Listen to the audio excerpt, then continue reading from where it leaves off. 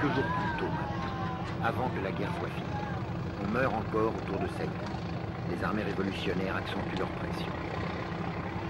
Madame Dong sait qu'elle a gagné, mais d'autres, comme ces jeunes soldats sudistes, continuent à se battre, animés par on ne sait quel espoir. Certains, par la force de l'habitude et la logique de la guerre, d'autres, par crainte de la vie.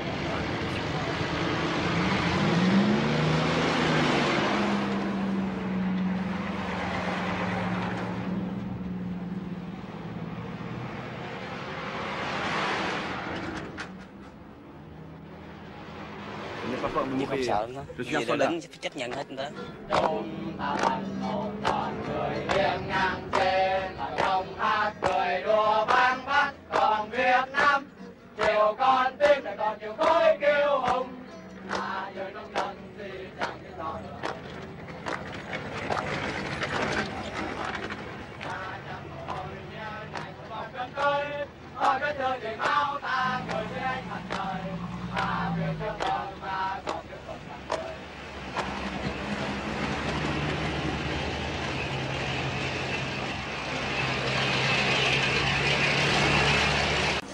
Si tout le monde cherche à s'en aller, à s'enfuir,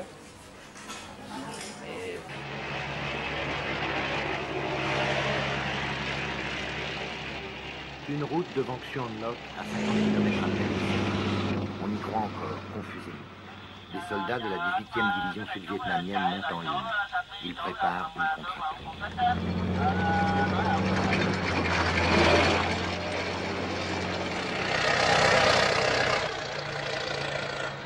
Une fortification dérisoire pour tenter de stabiliser un front qui n'existe plus. La 18e division attend une attaque frontale, mais les Bedoy ne jouent pas le jeu. Ils contournent les défenses en tenaille. Le 27 avril au matin, c'est la dernière véritable bataille de la guerre du Vietnam, à Trong Bom, à 40 km de Saigon. Vous avez déjà vu ces images au journal télévisé, le dernier document que nous avons pu expédier vers Paris avant que les communications soient coupées pour un mois.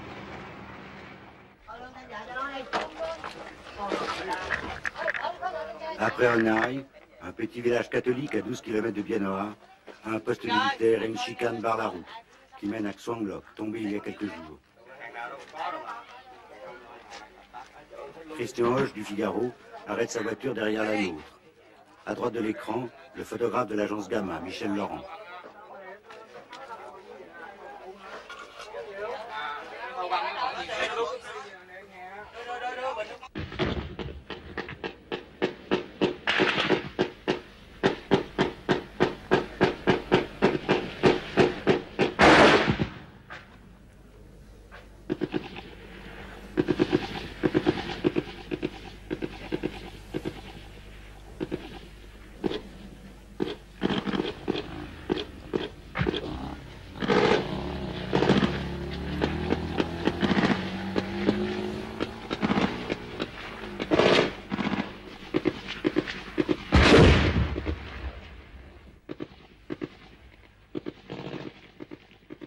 Jean-Pierre Moscardo va se replier en faisant signe à l'ingénieur du son, Claude Fabre.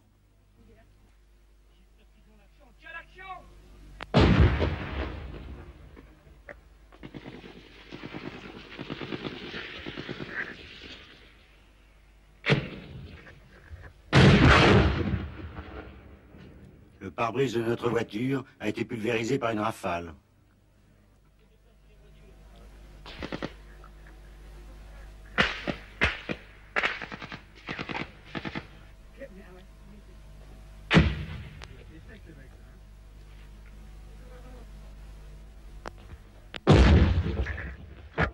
La voiture du Figaro est touchée par un obus de mortier. Derrière Fabre qui court, Laurent s'arrête, se retourne. Christian Hoche n'a pas suivi. Les miliciens du village tirent sur les Nord-Vietnamiens qui arrivent. L'un d'eux court à la voiture de nos confrères.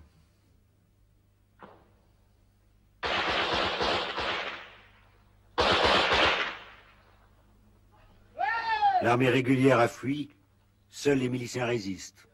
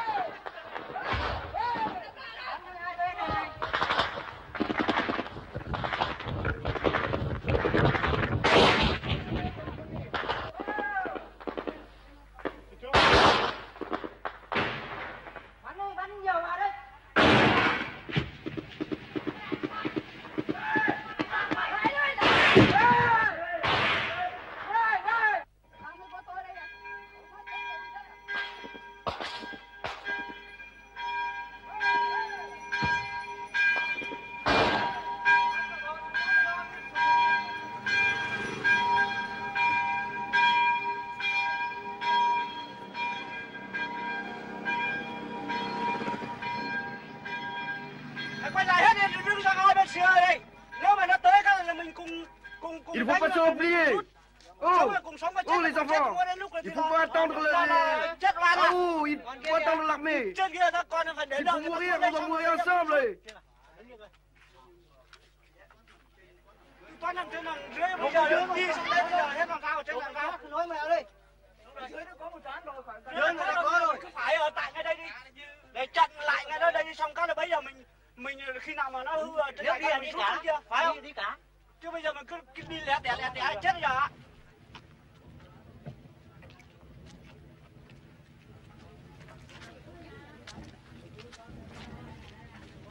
Xen vào giữa nó xen vào quãng giữa nó đánh mình, mình làm sao mình chịu nổi được. On comprend pas. Nên tự vệ làm gì có. Ils sont trop nombreux. Nous n'avions pas d'armes modernes. Khi tụi tôi bắn Nous nó sommes obligés de fuir. trong cái chắn kiến xa đó. Thì nó lên rồi tụi tôi lại bắn nó lại dặn xuống rồi nó tiến lên nhiều quá tụi tôi có ít nên tự vệ thì tụi tôi không có vũ khí.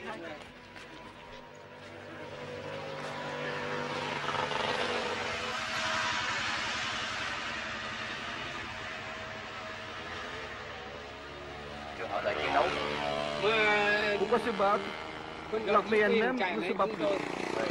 Chúng tôi nhân dân trở ra mà.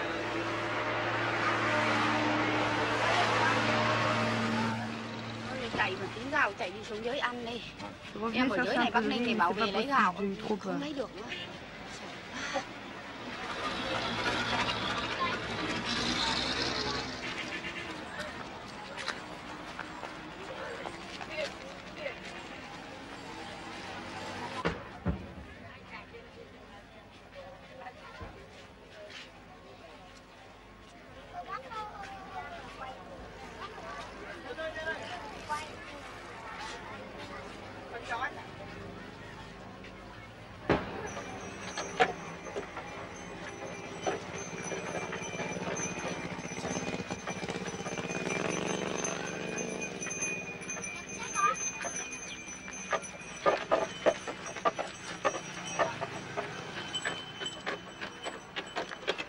Une autre armée, l'armée infinie des réfugiés.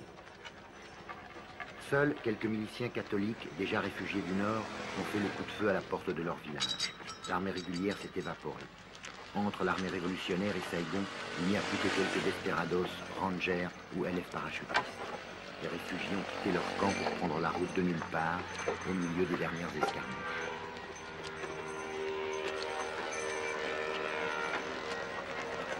La plupart de ces réfugiés sont des montagnards qui en sont à leur deuxième, à leur troisième ou à leur 10e exode.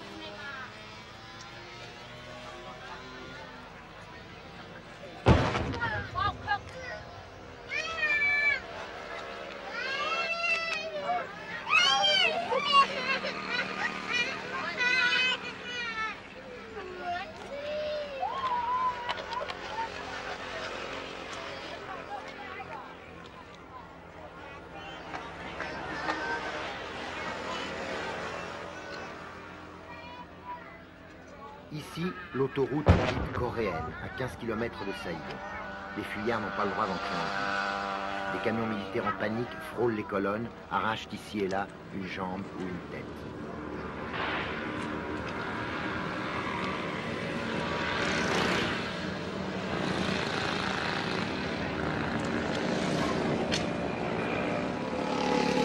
Les réfugiés marchent toujours, sans un mot, avec un courage tranquille qui a stupéfié tous les témoins. Le dernier chaos, les dernières misères de l'interminable guerre qui se termine.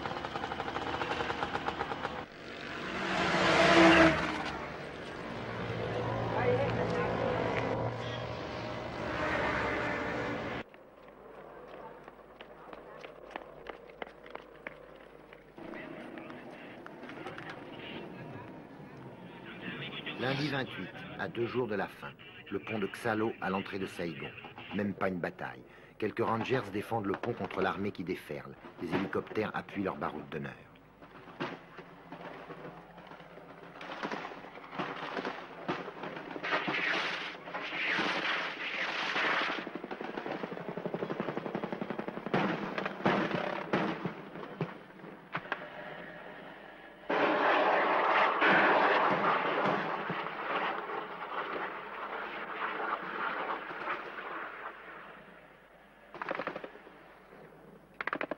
De l'autre côté de la rivière, des silhouettes. Ce sont les fantassins communistes qui avancent.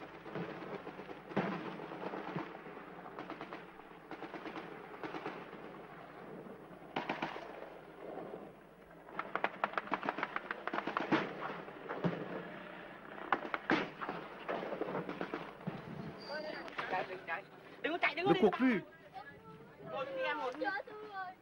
Je ne vais pas mourir, n'est-ce pas? Pitié. J'ai trop de sang qui coule. Arrêtez le sang, arrêtez le sang.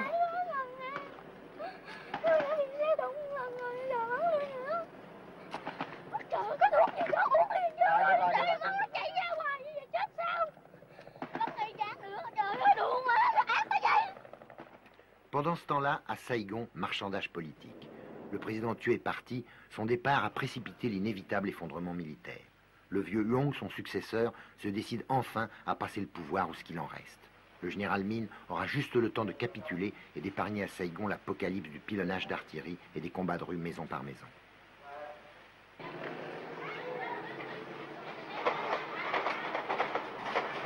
Il est trop tard, bien trop tard pour un compromis politique.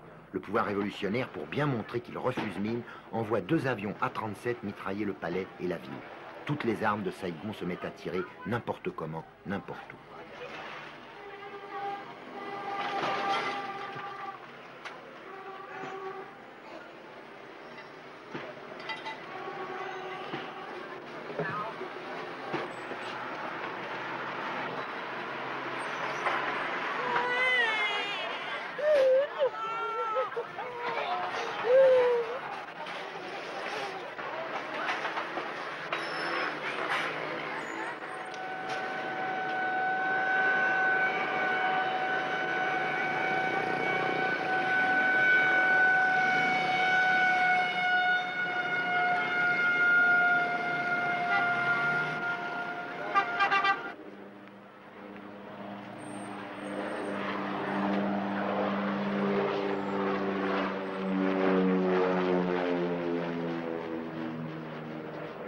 Mardi 29, le commencement de la fin.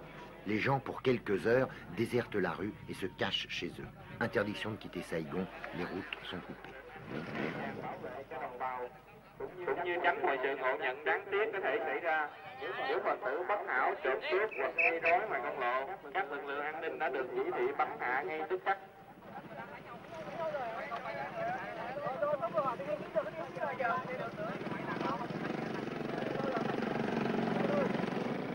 Theo thông báo số 19 của Bộ lệnh giới nghiêm đã được ban hành 24/24.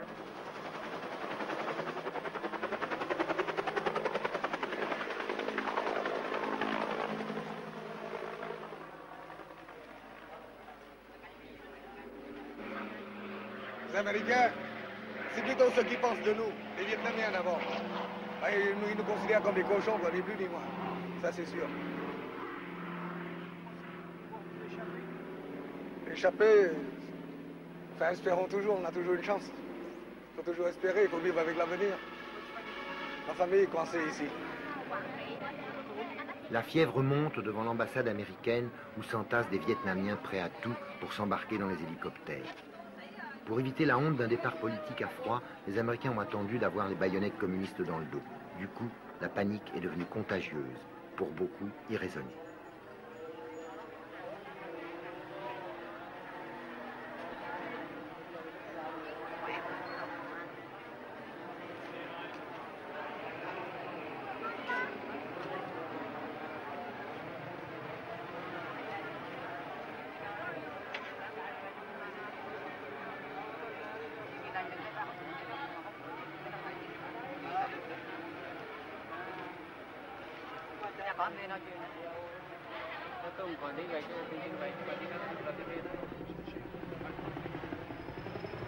Des dizaines, des centaines d'hélicoptères se sont succédés jusqu'au matin sur le toit de l'ambassade et des bâtiments étrangers.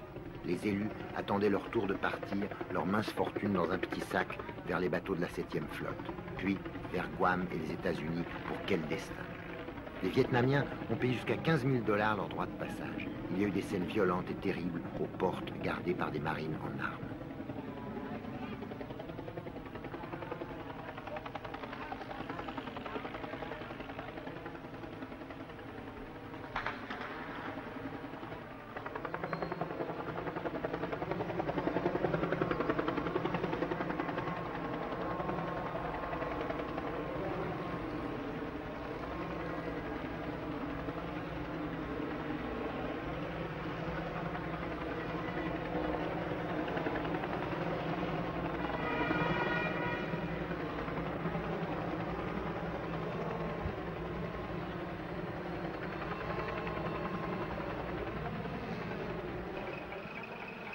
Dans les autobus qui partaient vers Tan Son Nhut, vers les derniers avions, les places étaient chères aussi, seulement pour les Vietnamiens.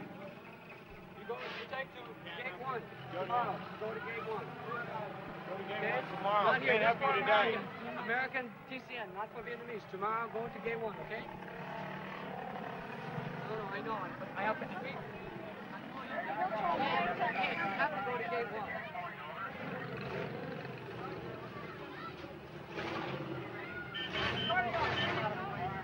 Get in the tape.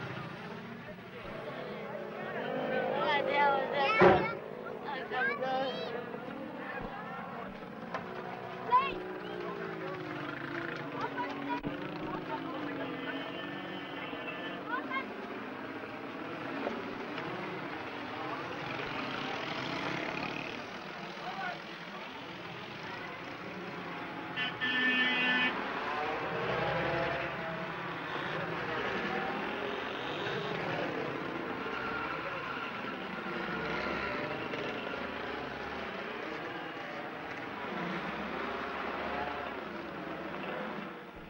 Pourquoi vous partez? Nous suivons le peuple qui part. Mais vous partez de Saigon? Peut-être. Vous avez peur?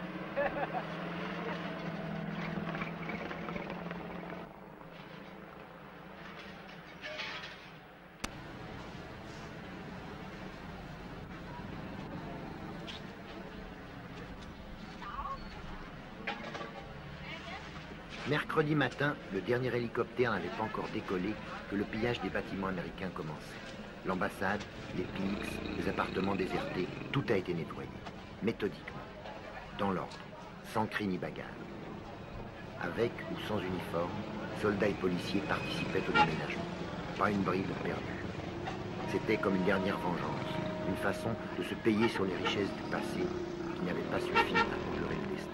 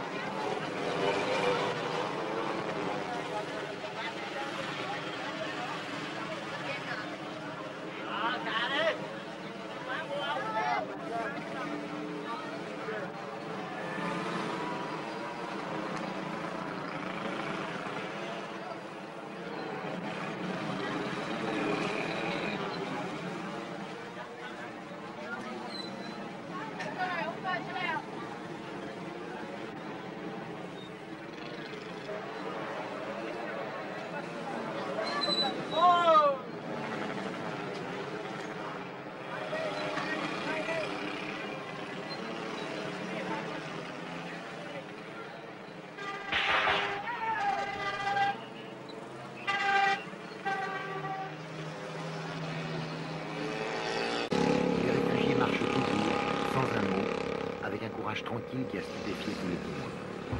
Le dernier chaos, les dernières misères de l'interminable guerre qui se termine.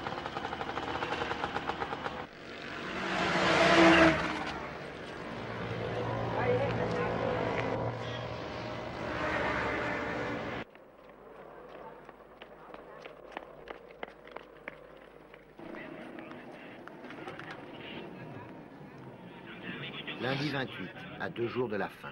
Le pont de Xalo à l'entrée de Saigon. Même pas une bataille. Quelques rangers défendent le pont contre l'armée qui déferle. Les hélicoptères appuient leur baroud d'honneur.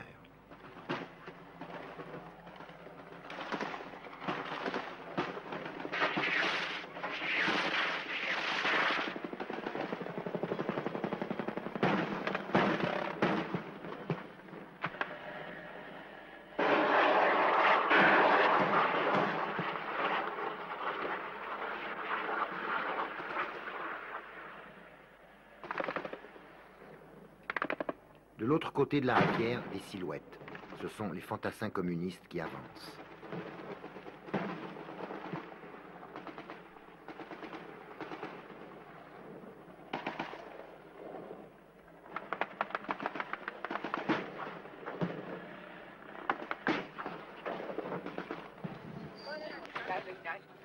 Ne cours plus. Je ne vais pas mourir, n'est-ce pas? Pitié. J'ai trop de sang qui coule. Arrêtez le sang, arrêtez le sang.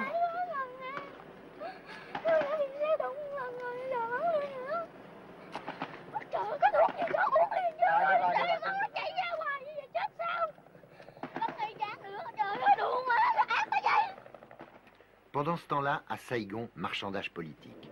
Le président tué est parti, son départ a précipité l'inévitable effondrement militaire. Le vieux Huong, son successeur, se décide enfin à passer le pouvoir ou ce qu'il en reste. Le général Min aura juste le temps de capituler et d'épargner à Saïgon l'apocalypse du pilonnage d'artillerie et des combats de rue maison par maison.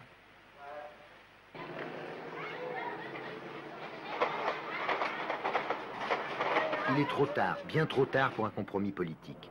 Le pouvoir révolutionnaire, pour bien montrer qu'il refuse Min, envoie 2 avions A-37 mitrailler le palais et la ville. Toutes les armes de Saïgon se mettent à tirer n'importe comment, n'importe où.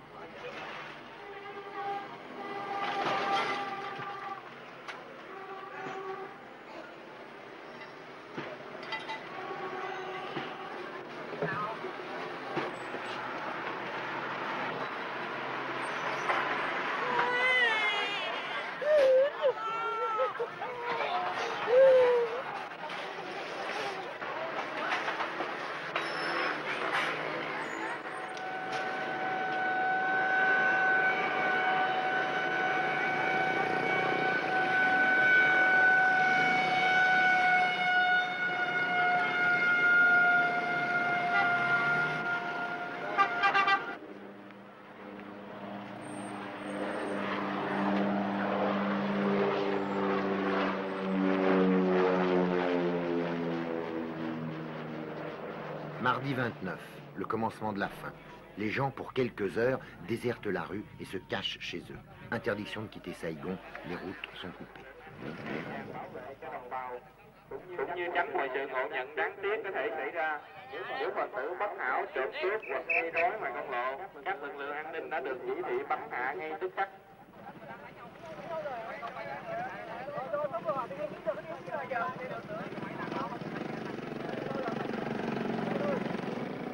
Theo thông cáo số 19 của Tòa Tổng an ninh, lệnh giới nghiêm đã được ban hành 24/24.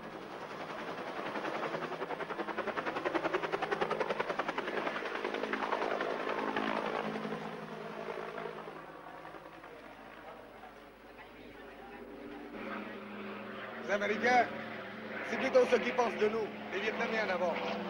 Ils nous considèrent comme des cochons, quoi, ni plus ni moins. Ça, c'est sûr. Échapper, enfin, espérons toujours, on a toujours une chance. Il faut toujours espérer, il faut vivre avec l'avenir. Ma famille est coincée ici.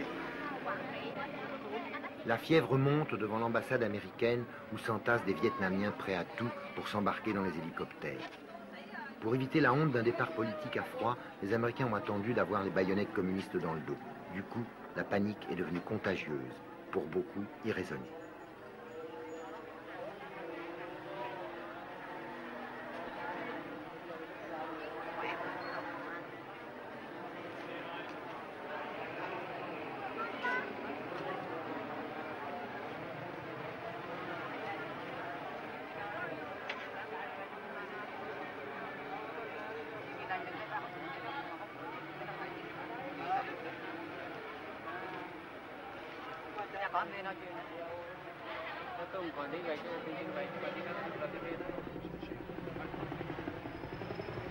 Des dizaines, des centaines d'hélicoptères se sont succédés jusqu'au matin sur le toit de l'ambassade et des bâtiments étrangers. Les élus attendaient leur tour de partir, leur mince fortune dans un petit sac vers les bateaux de la 7e flotte, puis vers Guam et les États-Unis pour quel destin.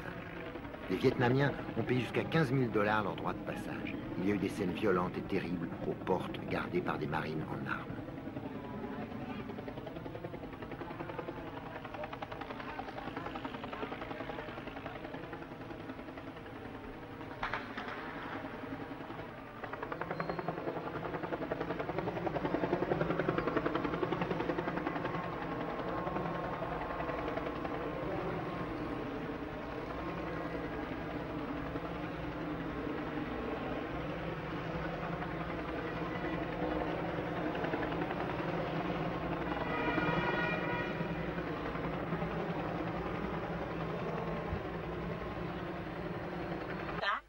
bây giờ mình cứ đi lẻ tẻ chết rồi ạ.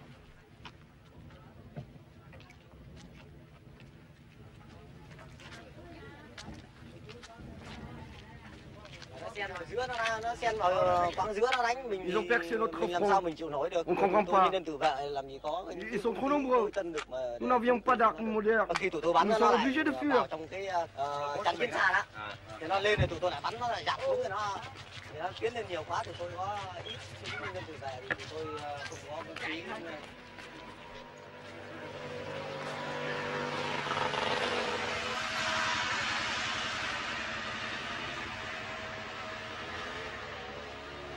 Họ đợi chiến đấu. Pourquoi se battre? L'armée elle-même ne se bat plus. Chúng tôi nhìn lên chỗ ra mà.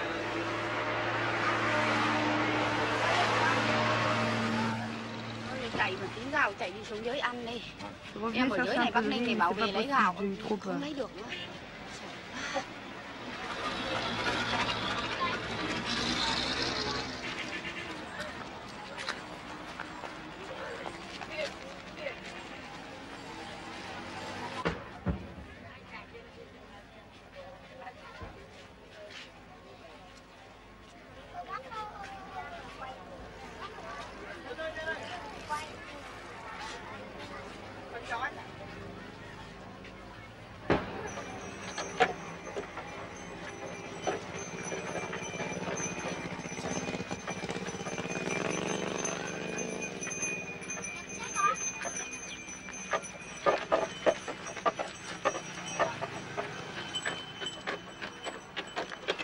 Une autre armée, l'armée infinie des réfugiés.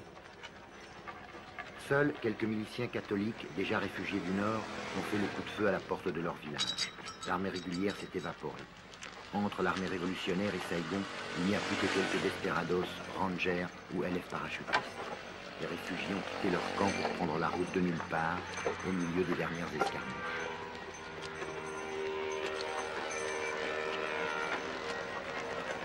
La plupart de ces réfugiés sont des montagnards qui en sont à leur deuxième, à leur troisième ou à leur 10e exode.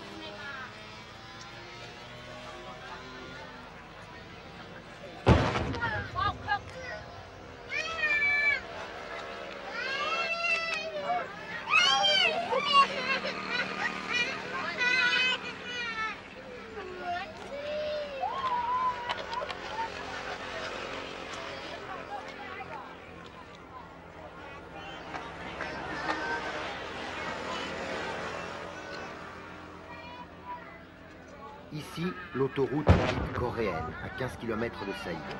Les fuyards n'ont pas le droit d'entrer en ville. Des camions militaires en panique frôlent les colonnes, arrachent ici et là une jambe ou une tête.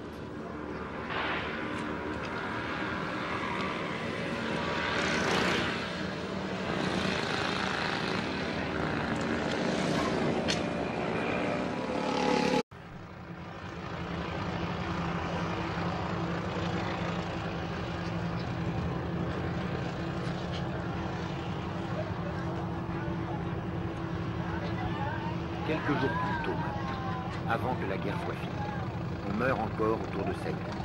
Les armées révolutionnaires accentuent leur pression. Madame Dong sait qu'elle a gagné, mais d'autres, comme ces jeunes soldats sudistes, continuent à se battre, animés par on ne sait quel espoir. Certains par la force de l'habitude et la logique de la guerre, d'autres par crainte de la vie, par la pression.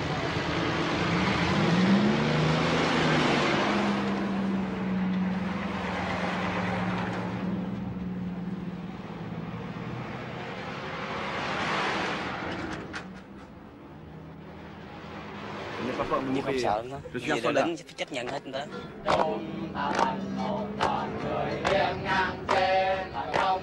Cười đùa vang vắt còn Việt Nam, chiều con tim lại còn chiều khói kêu hùng. Giờ nông dân thì chẳng biết rõ nữa.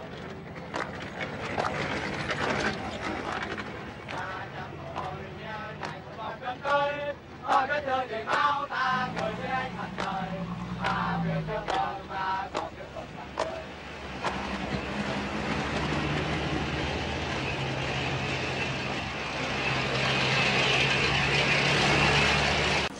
Situlungung cherchent à s'en aller, à s'enfuir. Et...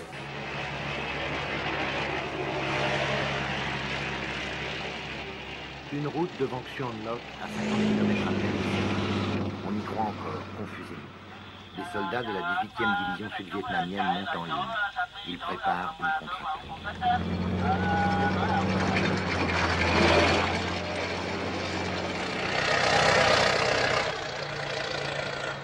Une fortification dérisoire pour tenter de stabiliser un front qui n'existe plus.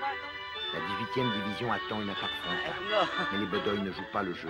Ils contournent les défenses en tenaille. Le 27 avril au matin, c'est la dernière véritable bataille de la guerre du Vietnam, à Trang Bom, à 40 km de Saigon.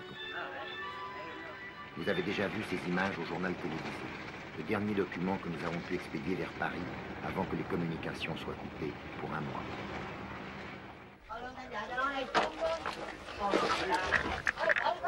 Après Hanoï, un petit village catholique à 12 km de Bien Hoa, un poste militaire et une chicane barrent la route qui mène à Xuang Loc, tombé il y a quelques jours. Christian Hoche du Figaro arrête sa voiture derrière la nôtre. À droite de l'écran, le photographe de l'agence Gamma, Michel Laurent.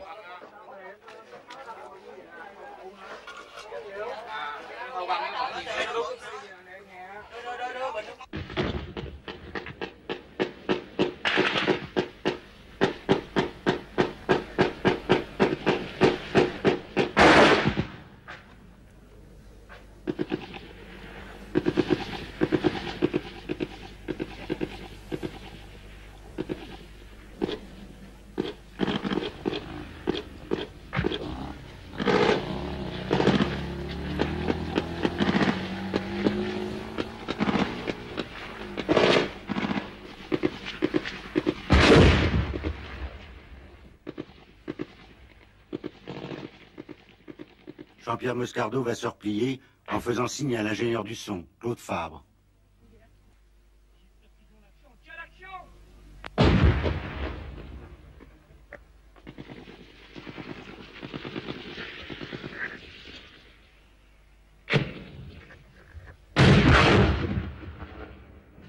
Le pare-brise de notre voiture a été pulvérisé par une rafale.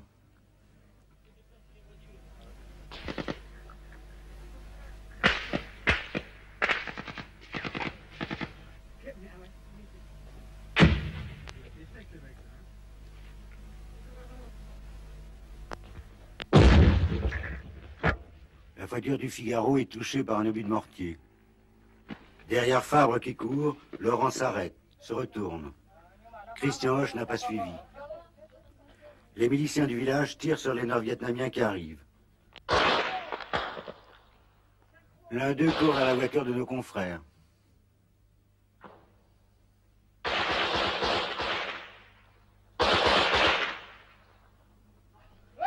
L'armée régulière a fui, seuls les miliciens résistent.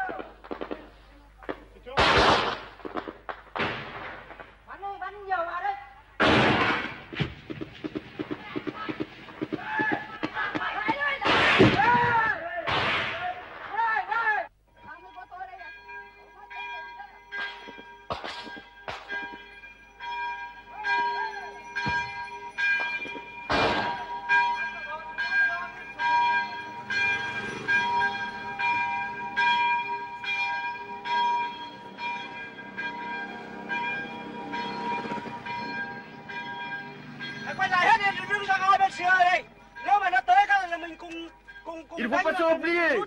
Oh, oh les enfants, il faut pas attendre oh, il faut attendre l'armée. Il faut mourir, on va mourir ensemble.